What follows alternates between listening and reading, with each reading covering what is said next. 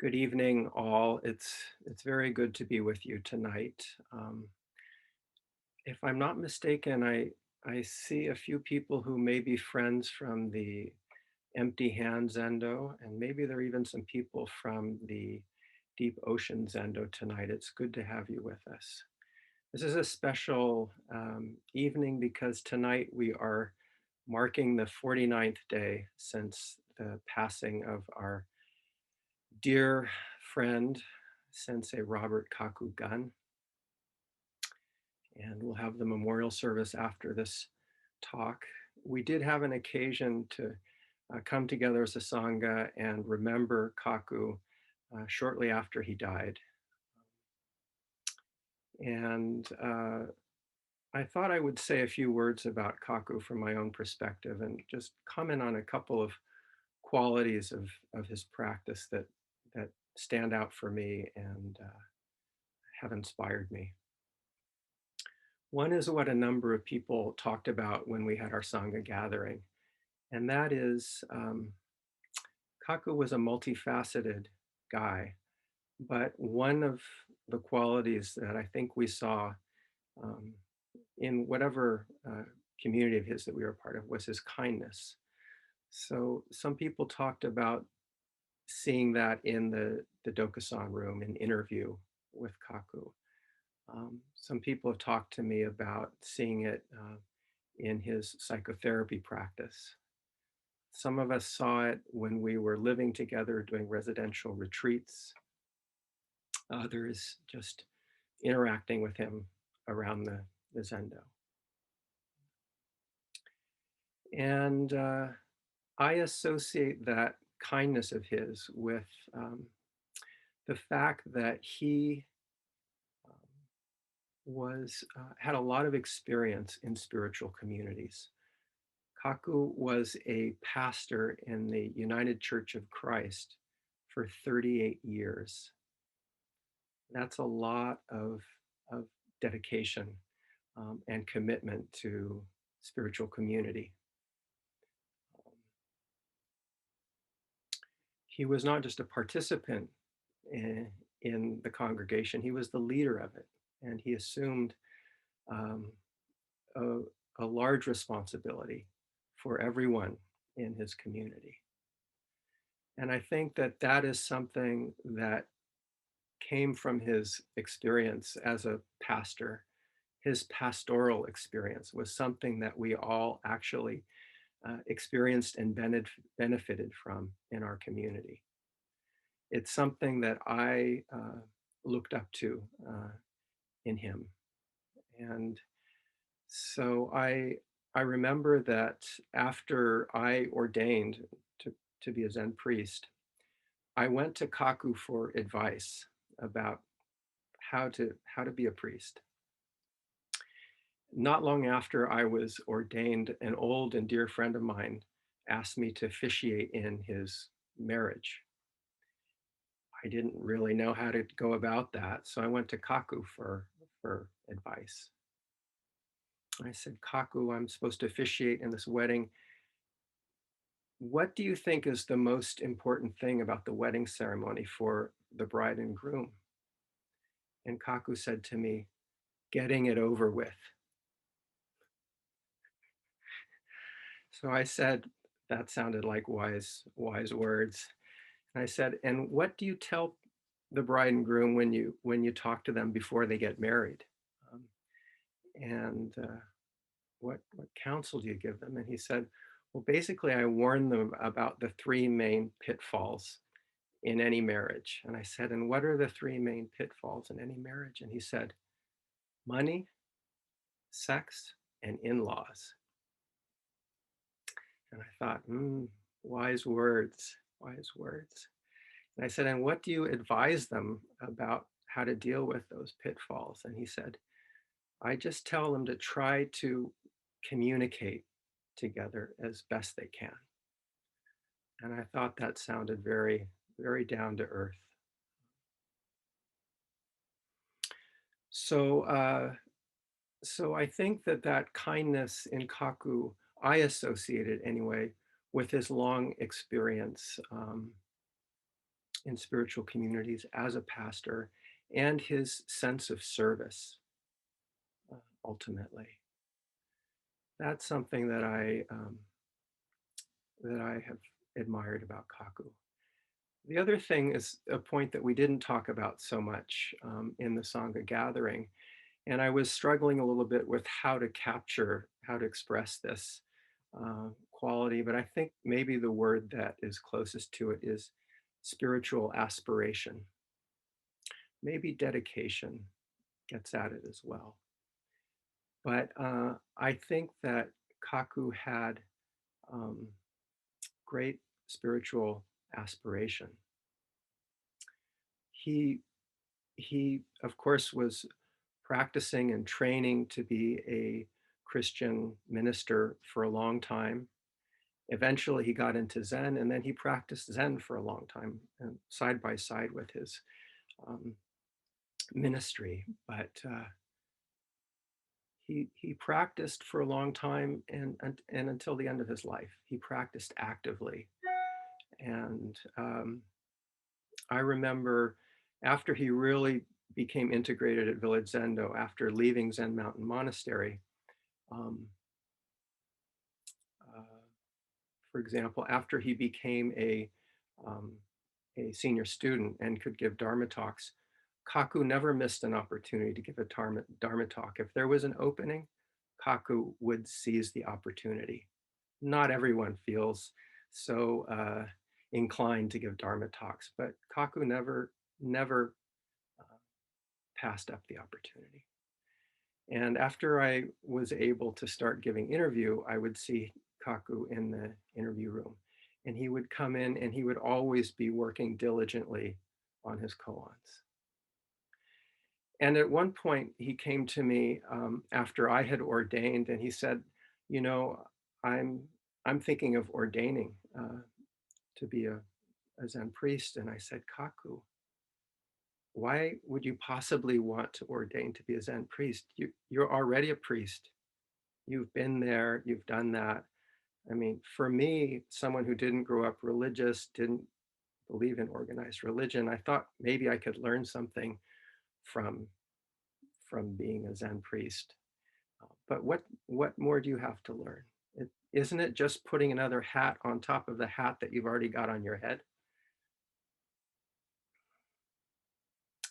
So Kaku, he was Kaizen back in those days, actually. Kaizen took that and um, probably chewed on it for a while. And eventually he came back and he told me, I don't know if it was a year later, 2 years later, he said, um, I finally decided I am going to ordain, and Roshi has agreed. And so he did that. And I think I didn't fully understand it at the time, but I now see it as part of this aspiration. He felt that there was more that he had to learn.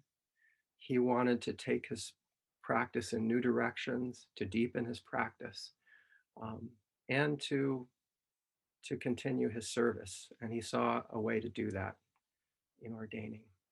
And then after receiving Dharma transmission, even though he was frail and ultimately sick, he took up the guiding teacher position at Empty Hand Zendo, once again taking on a major responsibility for a whole community of people.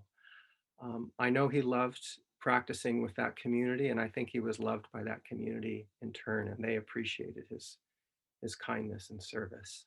Um, but again, he had that energy and aspiration. He wanted to, I remember, introduce all sorts of new forms of practice at Empty Hand. He said, at Empty Hand, they don't do orioki. We could introduce orioki, which is so beautiful. Um, and I said, Kaku, but you know, maybe the way they do things is okay. Maybe they don't actually need orioki. Orioki means just enough. Maybe their practice now is just enough. I felt like I had to rein him in a little bit, but he always had that enthusiasm. Um, and it didn't stop him, even though he was getting older and sicker, uh, didn't stop him from doing a jukai ceremony for, I think, around 8 people. That's a major task that he undertook, but it was important for him. And then he decided to move to Virginia Beach. Um, he was getting more frail. He needed the care of his daughters. He went to Virginia Beach, and what did he do? He started a new Zen center from scratch. He didn't inherit an existing one. He started a new one from scratch. It was unbelievable. And I remember getting emails from him. He's setting up the website. What do you think of these materials? And it was remarkable. And he did found the Deep Ocean Zendo, and there are people who are now practicing because of Kaku. And maybe some of you here tonight were part of that. So to me, this aspiration and dedication is something that I find inspiring.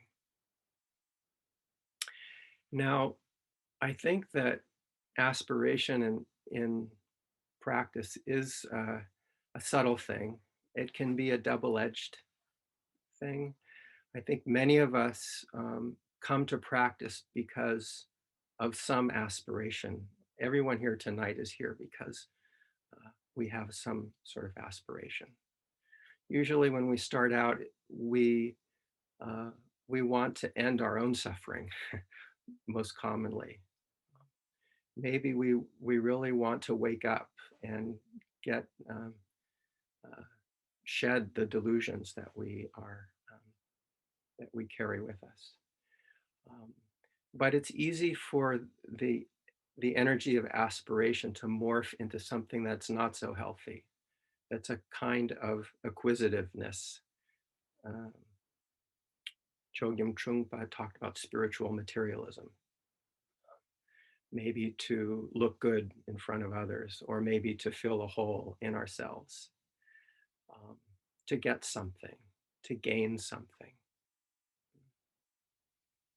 And of course, this is entirely the opposite of the deep teaching in Buddhism.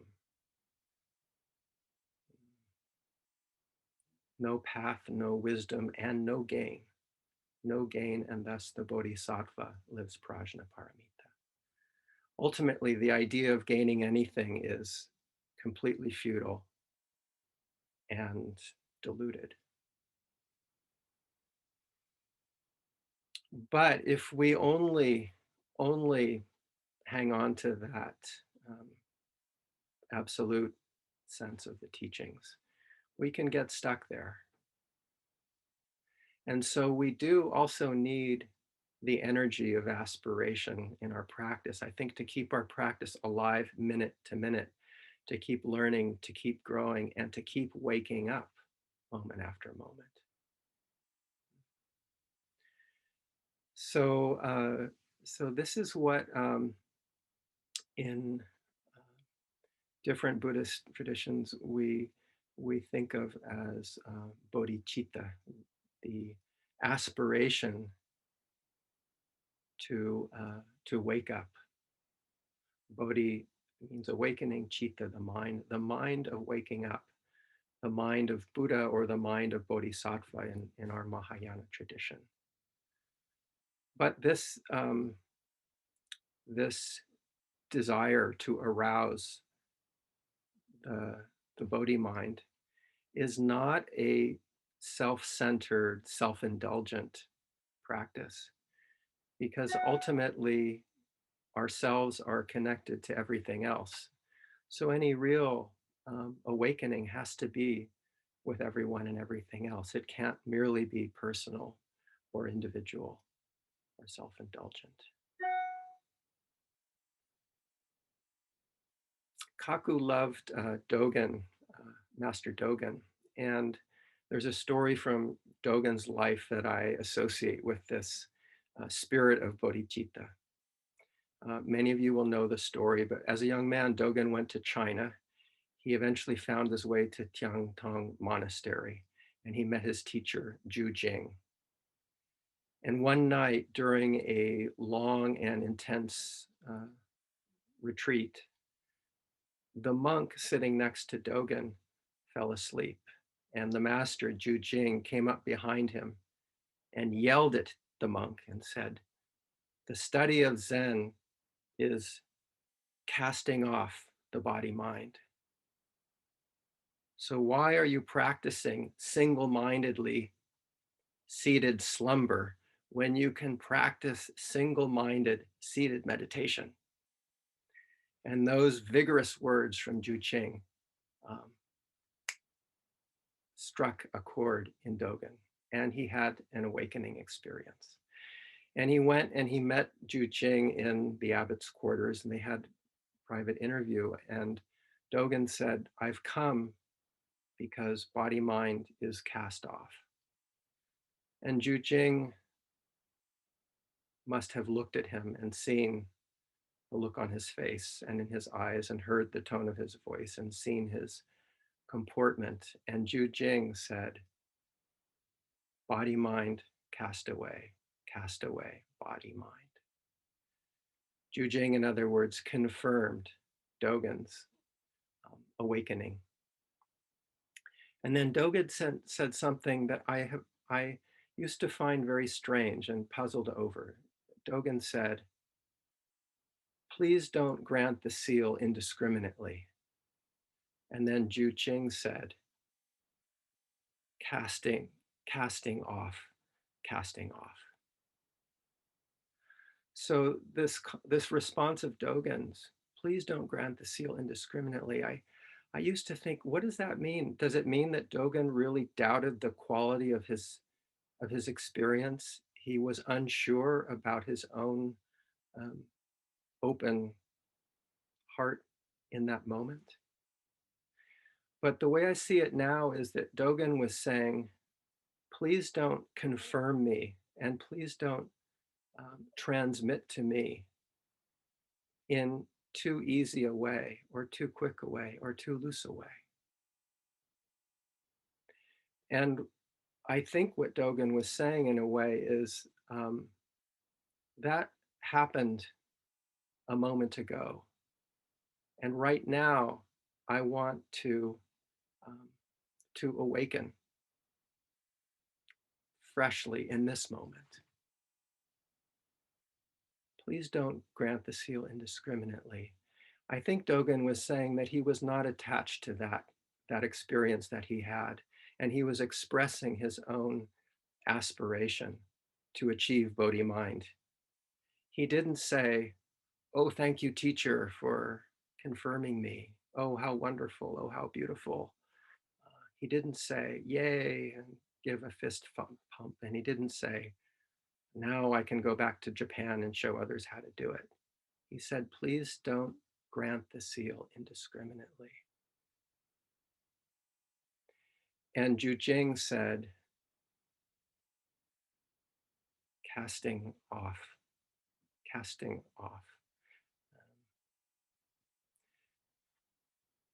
So I think I took that too as if Ju Jing were saying maybe, and that's an injunction, you should cast off your enlightenment experience. But I see it now as if Ju Jing was saying, once again, confirming Dogen in what Dogen had just said. Yes, confirming Dogen in his casting off his own enlightenment experience and in his new and fresh aspiration to realize Bodhi mind in this moment.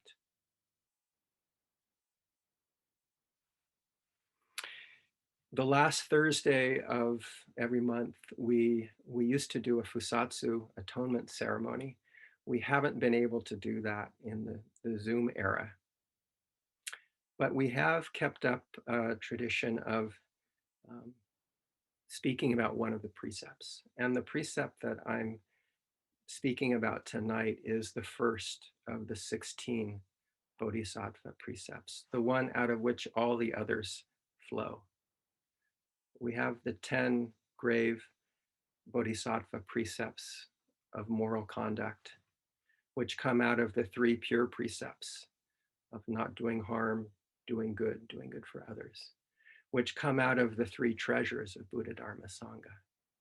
And Buddha, Dharma, Sangha come out of Buddha. Buddha, the awakened nature of all beings. not a narrow personal awakening, but an awakening with interconnection of all things and all beings. When we do our atonement ceremony, we manifest the first precept of Buddha in a variety of ways. At the beginning of the ceremony, we bow down repeatedly and we invoke the different manifestations of Buddha, the historical Buddha Shakyamuni, uh, the manifestation of compassion, Avalokiteshvara, the manifestation of wisdom, Manjusri, and so on and so forth. We bow down and we put our head to the ground and we raise up our hands, raising up Buddha, raising up Bodhi mind. And we chant with that the Sanskrit term Namu. Namu means honor. So we honor each of these manifestations of the Buddha. We pay homage to the different Buddha energies. But when we engage wholeheartedly and cast off the body mind, bowing down, chanting, head to the ground, hands raised, the honoring of the Buddha is itself the arousing of Bodhi mind and is itself the realization of Bodhi mind. And hence, what might seem like a dualistic practice of honoring something that is other than ourselves becomes a practice of unity with Bodhi mind. It is a practice of atonement or at one-ment with Bodhi mind. And at the end of the ceremony, we invoke the three treasures and we say, with all sentient beings, raise the Bodhi mind. Let the supreme way be realized. We kneel down, hands in gasho, and we chant, and we cast off the body mind. Again, not in any narrow sense of self, but in the broadest sense of self with all sentient beings. We raise the Bodhi mind. We arouse the aspiration to wake up with all sentient beings, to let the supreme way be realized. So in the midst of the impermanence of our lives, Kaku's passing can be an opportunity for all of us to arouse Bodhi mind, to wake up in this very moment, as well as in every moment, no matter how difficult that we face, including in the moments of the loss of loved friends and family member. We have the opportunity to awaken the Bodhi mind. And I think we can also take Kaku's lifelong dedication to spiritual practice as an inspiration for ourselves, that we may all practice wisdom and compassion moment to moment, hopefully for the rest of our lives, as Kaku did. So to honor Kaku, I'll leave you with a few final words, which are Kaku's own words. Endless bows for an endless practice.